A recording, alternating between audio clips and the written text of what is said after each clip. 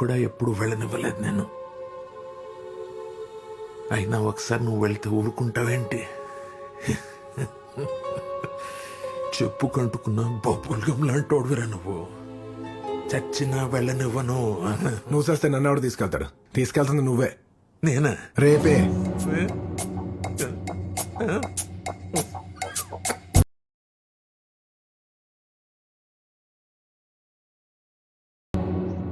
కొన్నాళ్ళు మీరు T shirts వేసుకోపోతే better sir. ఇలా షర్ట్సే వేసుకోండి.